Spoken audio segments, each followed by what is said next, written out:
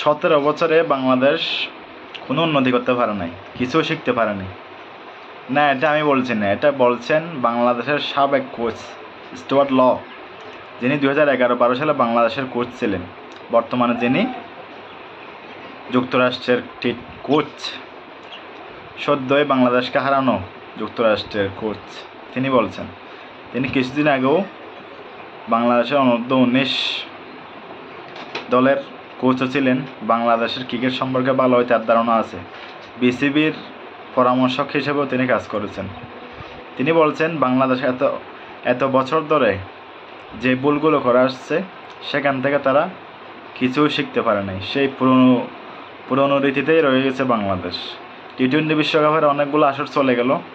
সেই 2007 সাল থেকে শুরু হয়েছে টি-20 বিশ্বকাপ। 7, 9, 10, তারপর 12, 14, 16, 21, 22 অনেকটা আসর চলে গেল, কিন্তু বাংলাদেশ এখনও কোনো আসরের নক আউট পর্বে উঠতে পারে নাই।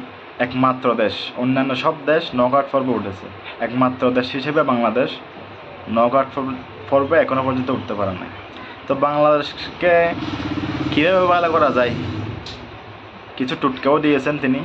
টি-20তে স্পেশালিস্ট হিসেবে কীভাবে গড়ে উঠবে বাংলাদেশের প্লেয়াররা।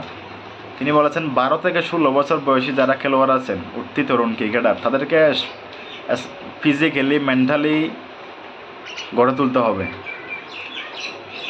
বুড়া যারা হয়ে গেছে তাদেরকে দিয়ে কোনো কাজ হবে না। তার কথা তো সেটাই বোঝা যাচ্ছে। বর্তমান দলে যারা আছেন তাদেরকে দিয়ে তাইলে কিছুই হবে না, এটা তার কথাটাই বোঝা যায়। 16 থেকে 12 বছর বয়সে টি-20 স্পেশালিস্ট হিসেবে গড়ে তুলতে হবে, ফিজিক্যালি মেন্টালি সব দিক দিয়েই, তার কথা অনুযায়ী আর কি।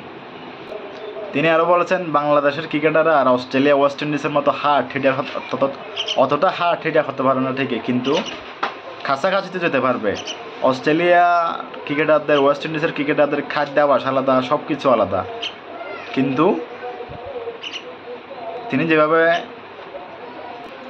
সঠিক সময়ে সঠিক পরিচর্যা পেলে বাংলাদেশেও টি-20তে স্পেশালিস্ট একটা দল হিসেবে গড়ে উঠবে, এটাই তার পরামর্শ।